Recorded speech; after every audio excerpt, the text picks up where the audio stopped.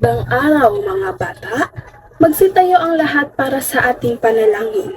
Juan, maaari mo bang pangunahin ang ating panalangin sa ngayon? Maraming salamat. Sa ngalan ng Ama, ng Anak, ng Espiritu Santo. Amen. Sa ngalan ng Ama, ng Anak, ng Espiritu Santo. Amen. Salamat, Juan. At bago kayo umupo, pakipulot ang mga kalat na nasa ilalim ng inyong lamesa. Muli, magandang araw mga bata. Ako si Binibining Pizon at isa ako sa inyong magiging guro ngayong araw. Okay. Bago tayo magsimula, magtatala muna ako sa kung sino ang lumiban sa ating klase. Meron ba sa inyong kaklase ang lumiban ngayong araw? Okay. Very good mga bata. So, now, para sa ating alituntunin, unang alituntunin sa aking klase ay ang pagtaas ng kamay kapag gustong sumagot. Bawal kayong sumagot hanggat hindi tinatawag ng iyong guro o hindi ko tinatawag ang iyong mga pangalan. Pangalawang alituntunin naman ay tatayo lamang kung kinakailangan. So ayoko makakita ng mga batang tumatayo habang ako ay nagkaklase o kung hindi naman kailangang tumayo. Pangatlo ay ang hindi pakikipag-usap sa mga kaklase. Okay? Naiintindihan? Okay, makikipag-usap lamang sa kaklase kung ito ay importante o kinakailangan.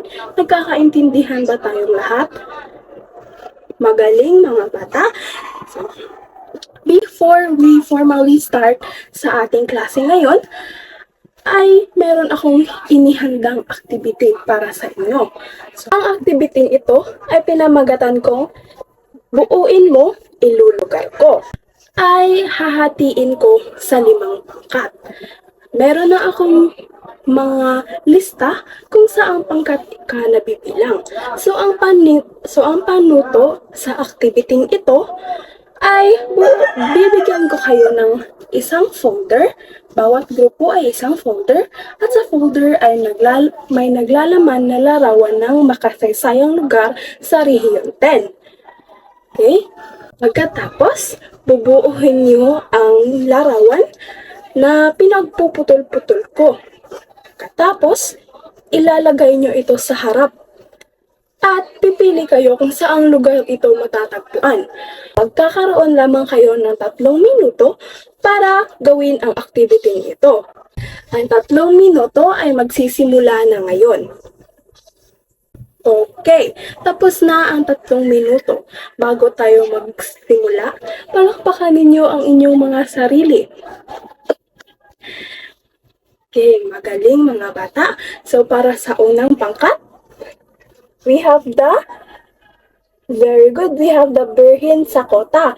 At ito ay matatagpuan sa Misamis Occidental. Tama ba? Magaling, group 1. Next, we have the ikalawang pangkat. At ito ay ang Mangima. At ito ay matatagpuan sa Misamis Oriental. Tama ba? Magaling, group 2. Ikatlong pangkat naman, ito ay ang Sunken Cemetery. At ito ay matatagpuan sa Camiguin. Magaling, group 3. So, para sa ika-4 na pangkat, we have the Paseo de Santiago. At ito ay matatagpuan sa Lanao del Norte. Magaling, ika-4 na pangkat.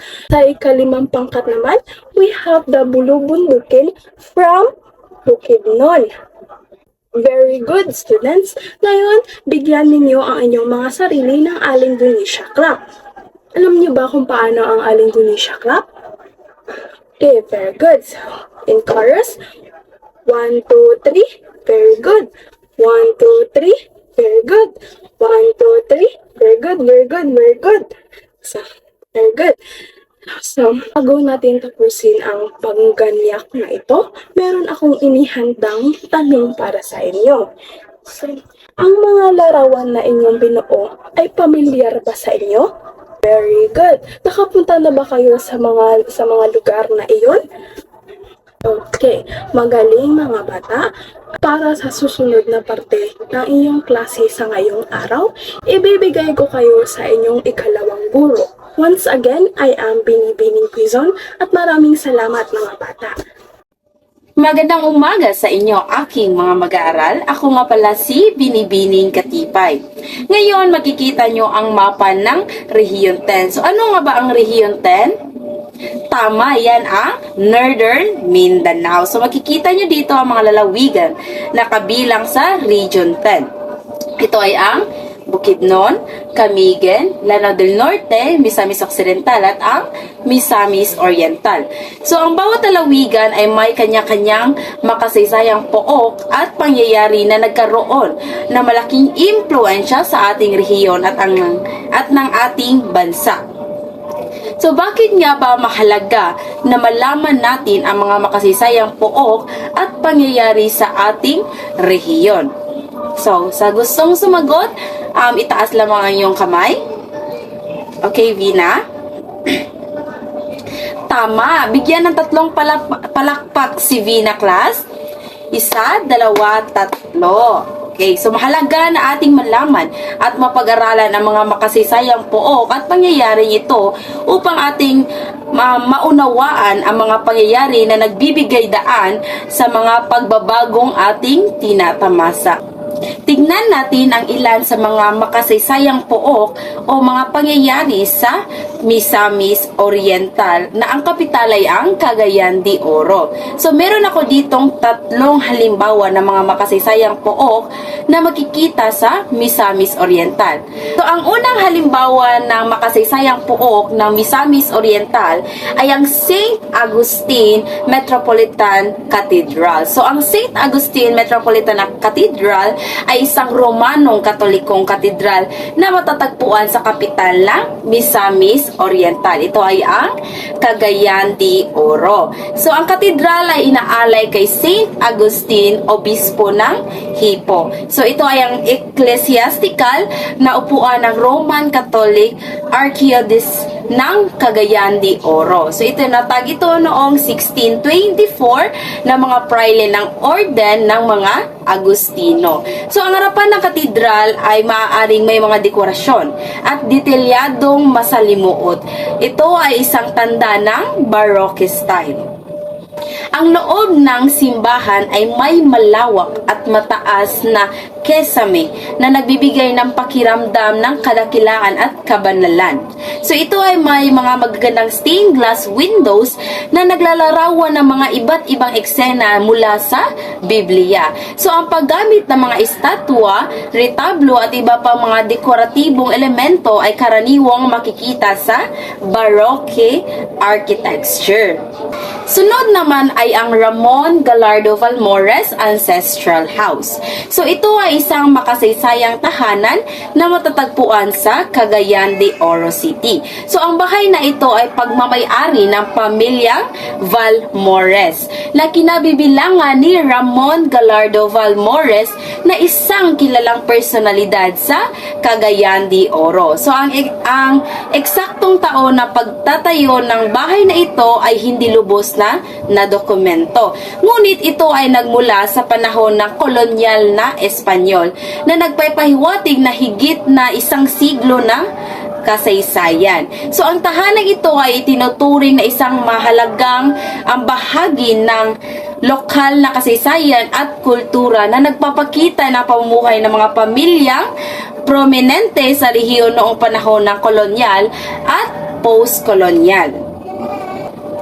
Ang bahay na ito ay minsang inilalarawan na bayan na tumangging lumago. Sa iyong palagay, ano ang ibig sabihin nito?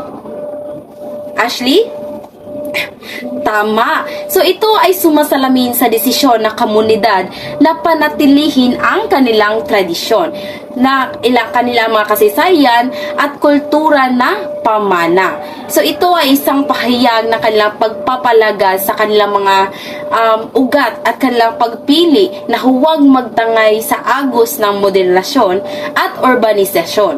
So ang pagpapanatili ng mga ganitong istruktura ay nagbibigay daan sa mga kasalukuyan at susunod na mga henerasyon na maunawaan at mapahalagahan ang mga mayayamang kasaysayan sa kanilang komunidad. So ang bahay ay may tanging arkitektura ng panahon ng kolonyal na Espanyol na mga impluwensya ng bahay na bato. So karaniwan ito ay gawa sa mga matibay na materyales tulad ng adobe o coral stones na unang palapag at kahoy sa itaas ng palapag. So, ang bahay ay may malaking bintana na may kapis shells, ang mataas na kisame at malalawak na silid at tumutulong sa sirkulasyon ng hangin at pagpapalamig sa loob ng bahay. So, ang sunod naman na halimbawa na makasaysayang pook sa Misamis Oriental ay ang Macahambus Cave. So, ang Macahambus Cave ay isang tanyag na destinasyon sa Cagayan de Oro na kinilala sa kanyang kasaysayan at likas na kagandahan. So, ito ay matatagpuan sa Macahambus Hill sa Barangay Lumbia, Cagayan de Oro. So, ang Macahambus Cave ay isang magandang atraksyon sa mga turista na nakaangkla sa labanan ng Macahambus noong ika-4 ng Hunyo, 19,000. So, pakitingnan ang litrato sa harapan. So, ito ang iyong makikita sa loob ng kuweba. Ang kuweba ay kinilala sa kanyang natural na arko at mga kamangha-manghang stalactites at stalagmites. Ang loob ng kuweba ay madilim at napakalamig na nagbibigay ng kakaibang karanasan sa mga bumibisita nito. So ito ay bahagi na isang network ng mga kuweba at gorge na nabuo sa pamamagitan ng pag-erosyon ng limestone. So itong kuweba na ito or ang Macahambus Cave ay hindi lamang isang lugar na may likas na kagandahan, kundi pati na rin ito ay isang mahalagang pook pangkasaysayan na nagpapakita na mayamang kasaysayan at kultura ng rehiyon. Dumako naman tayo sa mga makasaysayang pangyayari sa Misamis Oriental. So, ang Misamis Oriental ay dating bahagi ng Cebu. So, ito ay naging isa sa corregimento noong 1818 na binubuo ng 4 na partido. Partido de Misamis, Partido de Dapitan, Partido de Cagayan, at ang Partido de Catarman. So, ang pagkakahati at pagsasaayos na ito ay nabigay daan sa mga epektibong pamamahala at pag-unlad ng rehiyon.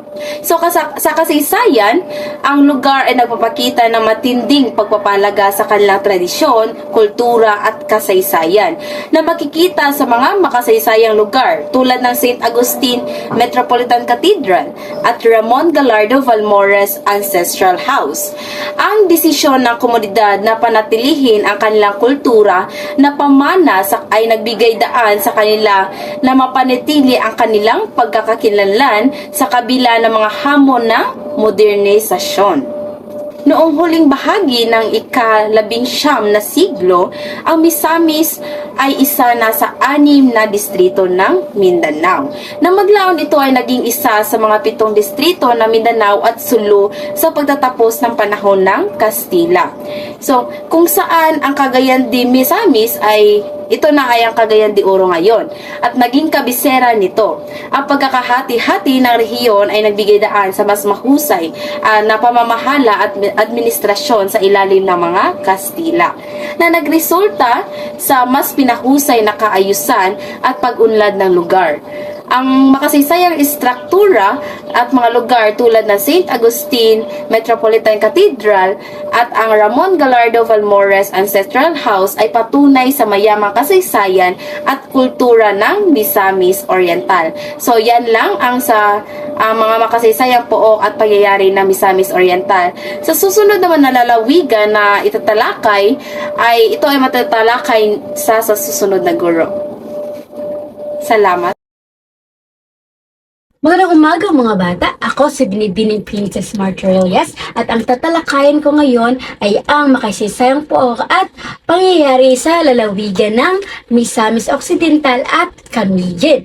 Meron ako ditong dalawang makasaysayang pook sa lalawigan ng Misamis Occidental. Ito ang Berhen sa Koto at ang Bacaro Press Printing. Ang una, ang Berhen sa Kota. Sa Osamis, ang isa sa mga pangunahing atraksyon nito ay isang relihiyosong salaysay, ang imahe ng mahal na Berhen ng Sakota na nakatayo pa rin hanggang ngayon sa Warding, ang Port of Osamis o ang Pangmil Bay sa tabi lamang ng Fort San Tiangco. Ang pinagpalang Berhen sa Kota sa Osamis ay itinayo noong 1755 ni Padre Jose Ducos upang magsilbing hangganan ng pamumuno ng mga Espanyol sa Mindanao. Alam niyo ba mga bata na nawala ang imahe ng Berhen sa Kota at ito ay binalik ni J.V. Esposa, isang antique dealer. Ayon sa kanya, nabili niya ang imahe ng Berhen sa Kota sa isang auction sa Maynila. At nang lumabas ang larawan ng imahin ng Berhen sa social media sa isang art exhibit, ay agad itong napansin ng kanyang mga deboto na ito ay ang nawawalang Berhen sa Kota. At ito agad ay nakumpirma. At hindi naman ito pinagka-AT JV Esposa at kanya itong inuwi sa orihinal na kanyang tahanan sa Osamis. Ang susunod naman ay ang Bacaro Printing Press. Isa sa pinakikilalang istruktura sa distritong Pamana ay ang Bacaro House na esensyal ay isang American colonial era na bahay na bato na itinayo noong 1914. Ang dating may-ari nito na si Rosita Bacaro ang nagpatakbo ng sikat na Bacaro Printing Press kung saan ginawa ang emergency na pera noong ikalawang digmaang pandaigdig. Ang silid ay may maraming pinto. Sa katunayan ay karaniwan sa estilo ng mga bahay noong mga panahong iyon. Ngayon, pumunta na naman tayo sa makasaysayang pangyayari sa Misamis Occidental. Noong 1818, ang Mindanao ay inorganisa sa 5 distritong apolitiko-military. At isa na rito ang Segundo Distrito di Misamis, ang pinakamalaking distrito sa Mindanao. Ang lugar na ito ay binubuo ng Misamis Oriental, ngayon ay ang Misamis Occidental, Camiguin, Bukidnon, Lanao, Zamboanga del Norte at hilagang bahagi ng Cotabato. Noong 1850, ang bayan ng Misamis ay naging kabisera ng distrito ng Misamis hanggang Pebrero 27, 1872 na ang Kastilang Gobernador General Carlos Maria de la Torre y Navaquerada ay nagpalabas ng isang atas na nagdideklara sa Cagayan bilang permanenteng kabisera ng Segundo Distrito di Misamis. Sa panahong ito, ang pangalan ng bayan ay Cagayan de Misamis. Ngayon, pumunta naman tayo sa makasaysayang pook sa lalawigan ng Camiguin. Meron ako ditong dalawang makasaysayang pook sa lalawigan ng Camiguin. Ito ang Cross Marker at San Quin Cemetery at ang Old Catarman Church Ruin. Ang unang tatalakayin natin ngayon ay ang Cross Marker at San Quin Cemetery. Ang Cross Marker at ang San Quin Cemetery ay matatagpuan sa Bunbon, Catarman. Ang isang malaking cross marker ang inilagay ng pamahalaang panlalawigan upang mamarkahan ang sementeryo ng komunidad na lumubog noong 1871 Holocaust ng Bulkan. Ang sementeryo na lumubog dahil sa pagsabog ng old volcano ay ito ang San Quin Cemetery. Ngayon, dumayo naman tayo sa isa sa makasaysayang pook sa lalawigan ng Camiguin. Ito ang Old Catarman Church Ruin. Ang Old Catarman Church Ruin ay matatagpuan sa Barangay Bunbon, Catarman, Isla ng Camiguin. Ito ay nawasak sa bahagyang lumubog sa panahon ng pagsabog ng Mount Vulcan mula sa 1871 hanggang sa 1875. Ang mga guho na lang ng Old Katarman Church Ruin ang natitira sa lumang bayan.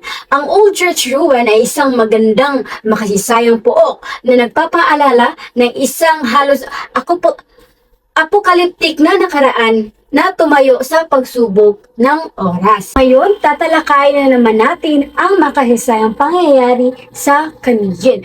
Una, ang Sagay ay matatagpuan sa timog ng Katarman. Ito ay itinatag bilang isang bayan noong 1848. Ang salitang Sagay ay hango sa pangalan ng mga makamandag na puno ng prutas na tumutubo sa lugar. Pangalawa, ang Mambahaw ay naging isang bayan noong 1855. Ang pangalan ay likha mula sa mga terminong Bisaya na mamahaw, na ibig sabihin ay nag-aalmusal, at ang bahaw na tirang pinakuloang kanin. Noong unang bahagi ng 1900s, umunlad ang Mambahaw at naging pinaka-abalang daungan sa Hilagang Mindanao. Ang Mahinog ay itinatag bilang isang munisipalidad noong 1860. Ang pangalang Mahinog ay nagmula sa salitang Bisaya na nangangahulugang hinog o hinog. So, yun lang po ang makisayang pangyayari sa lalawigan ng Camiguin. Ngayon, ibibigay ko kayo sa susunod na guro. Ngayon mga bata, ito nga pala ang inyong guro na si Pilipino Guro. Alam mo ba na tayo ay maglalakbay sa isang makasaysayang pook sa Bukidnon? Oo, tayo ay maglalakbay sa isang magandang makasaysayang pook ng Bukidnon. Ito, narito ang isang halimbawa. Ito ang Mangima Canyon. Ang Mangima Canyon, mga bata, alam niyo ba na dito nakalibing ang si Yuseto? At itong bundok na ito ay pinangalan na rin na Stone Marker. So, dito rin mga bata nakalibing ang ibang mga sundalo na kipagdigmaan sa ikalawang digmaan. At alam niyo ba mga bata na ang Mangima Canyon ay itong bundok na ito ay ang pinakamahirap akyatin dahil sa maintindi na daan at lang na rin. So, dahil naganap ang ikalawang digmaan dito sa bundok na ito. Ito rin ay nagsisilbing tourist spot ng mga taong dumadayo sa lugar ng Bukidnon. So, alam niyo ba mga bata, ang Mangima Canyon ay isang napakagandang tanawin na matatagpuan natin sa Bukidnon. Dito pumupunta ang mga tourist, mga tourist visitors natin at iba pang mga taong gustong umanaw sa bundok na ito o tinatawag nating Stone Marker o kaya Mangima Canyon. Ayun naman, tayo ay pupunta sa makasaysayang pangyayari sa Bukidnon. Ayon sa kasaysayan, mga bata, ang bibig ng mga katutubo ng Bukidnon mayroong 4 na pangunahing tribo sa gitnang Mindanao. So dito sa Bukidnon, mga bata, may 4 na tirahan o mayroong 4 na pangunahing tribo na nakatira dito sa Bukidnon. Ito ay ang Maranao na titirahan sa Lanao del Sur. So may mga Maranao din mga bata na titirahan sa Bukidnon. Sila ay tinatawag nating Maranao. Okay, at sila ay nakatira sa Lanao del Sur. At ang mga tribong Maguindanao, Manubo at Talandig na ayon sa pagkakabanggit mga bata ay nanirahan sa silangang timog at hilagang gitnang bahagi orihinal na lalawigan ng Cotabato. So, ayon pa sa aking nalalaman mga bata na ang timog at sa timog at hilagang bahagi nakatira ang tribo Maguindanao at Manubo at Talandig. Sila ay nakatira sa ano nga yun mga bata? Okay, correct. Sila ay nakatira sa isang timog at hilagang lalawigan ng Cotabato. Alam niyo ba mga bata na ang Bukidnon or ang pangunahing gitnang Mindanao ay hinahati dito At nakakalungkot isipin mga bata na ang ating lugar ay nahati. Ngunit bakit kaya? Nakapili ng pamahalaang sibil ang gitnang Mindanao sa mga lalawigan sa pagpasok ng ika-20 siglo. Ang mga pangkat na kasama sa lalawigan ng Bukidnon ay ang naantala-andig at nanugo gayon din ang iba pang maliit na tribong lumad. So, nahahati ang gitnang Mindanao mga bata. Ito ay hinahati sa pamahalaang sibil. At ito ay nahati sa ika-2 siglo ng pagka.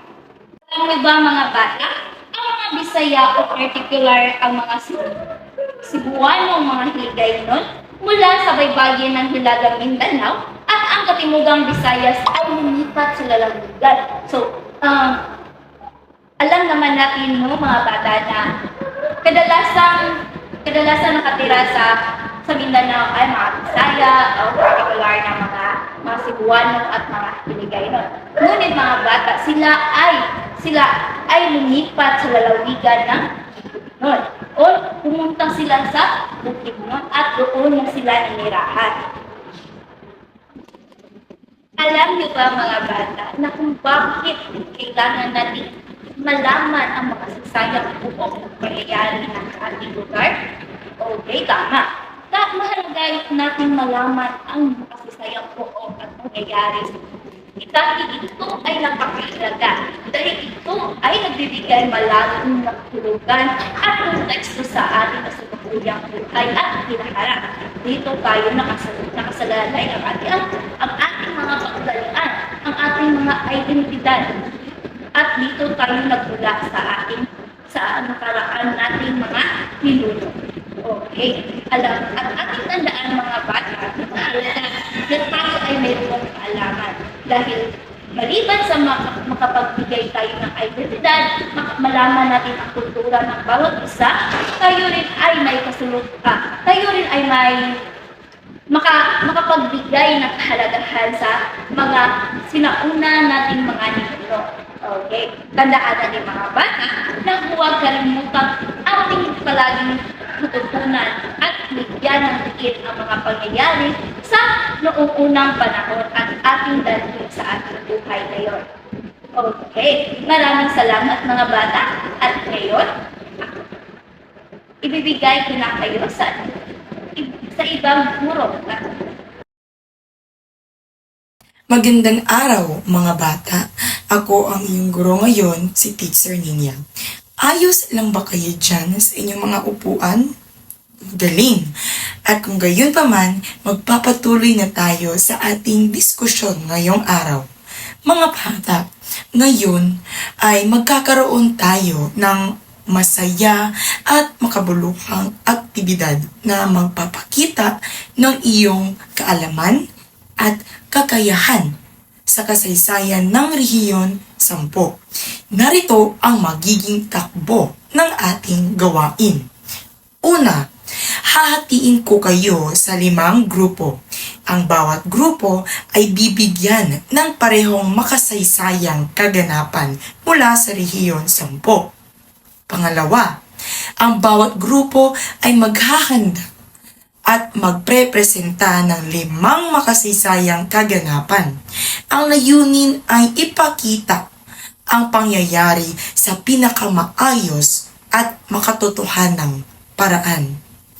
Pangatlo, ang presentasyon ng bawat grupo ay bibigyan ng marka base sa sumusunod na pamantayan. Una, katumpakan. May 5 puntos iyan. Kailangan, tama, at eksakto ang impormasyong ibabahagi ninyo tungkol sa kaganapan. Pangalawa, ay pagganap. 2 puntos iyan. Mahalaga ang husay sa pagganap ng iyong grupo. Ipakita ang emosyon, gawin ito ng buong puso. Pangatlo ay ang pagkamalikain. 2 puntos din ito.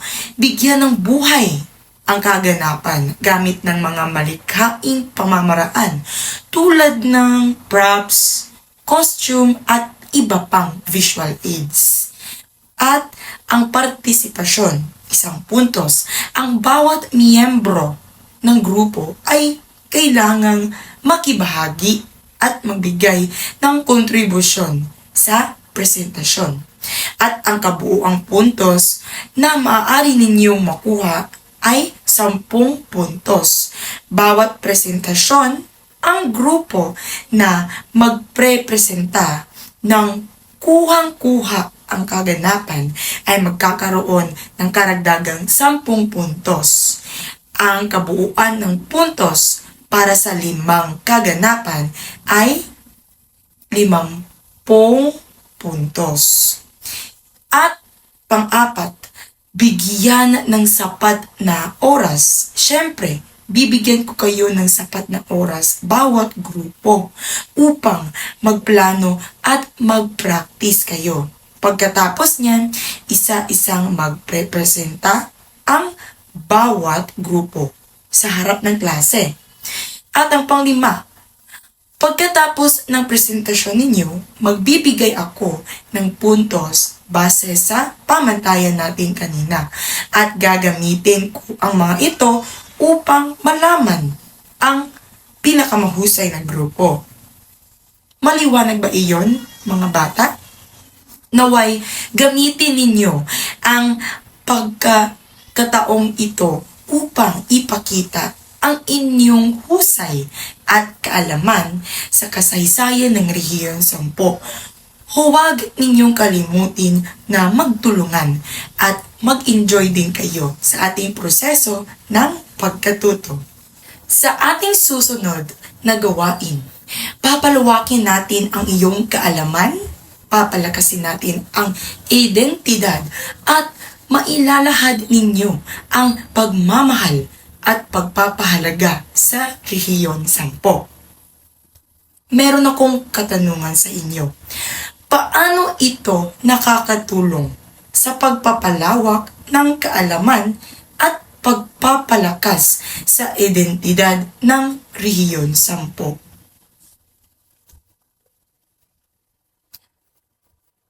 Yes. Ano ang iyong sagot, Mark? Magaling. Yan ay tama dahil mas nalalaman natin ang mga mahahalagang pangyayari at yung mga kasaysayan ng Rehiyon 10 at nagbibigay ito sa atin ng mas malalim na pag-unawa at pagmamalaki sa ating pinagmulan na rehiyon. Magaling, salamat sa iyong sagot, Mark. Pangalawa kong katanungan. Paano natin maipapakita ang ating pagpapahalaga at pagmamahal sa ating rehiyon? Makasaysayang pook at iba't ibang pangyayari sa Rehiyon 10. Sino ang makakapagbibigay sa akin ng sagot? Kahit ano, walang mali. Yes, Sarah, ano ang iyong sagot? Magaling. Yan ay tama rin. Salamat sa iyong sagot na binigay. Maipapakita talaga natin ang ating pagpapahalaga at pagmamahal sa ating rehiyon sa pamamagitan ng pag-aaral din sa kasaysayan nito at pagbisita sa mga museo at pagpangangalaga sa mga ito at sa mga makasaysayang lugar na pinupuntahan natin. At saka pagsuporta din sa mga lokal na kultura at tradisyon ng rehiyon at paglikha ng mga kultura at tradisyon. At iba rin yung mga sining na pinaglikha kada rehiyon na nagpapakita ng kagandahan at kahalagahan ng ating rehiyon.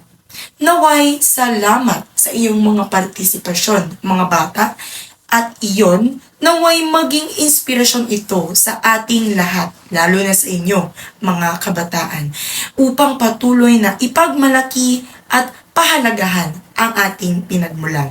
Salamat sa inyong partisipasyon, mga bata. Yun ay tama lahat ng inyong opinion.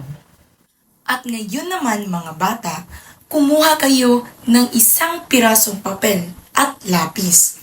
At sasagutin ninyo ang ating pagtataya ngayon upang malaman kung talagang nakinig kayo sa diskusyon kanina.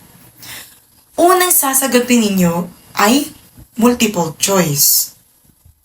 Basahin muna at unawain ang pangungusap at piliin ang tamang sagot. Titik lamang ang isulat ninyo sa iyong papel. May 5 katanungan yan at 3 pagpipilian. Ang sunod naman ay matching type. Pagtapat-tapatin ang mga nakapaloob sa hanay A at sa hanay B. Isulat lamang ang titik ng tamang sagot. Bibigyan ko lang kayo ng 5 minuto sa pagsagot nito. Pwede na kayong magsimula. At tapos na ang oras na aking inilaan sa pagsasagot nyo. Ipasa ang mga papel dito sa aking harapan. Ikokolek ko yan para akin ay ma-check na ngayon. At pwede na kayong umuwi sa mga tapos na sumagot sa ating pagtataya. Ipasa na yung mga papel dito. Okay?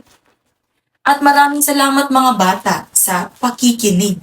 At magkita-kita tayo bukas para sa ating susunod na diskusyon. Paalam!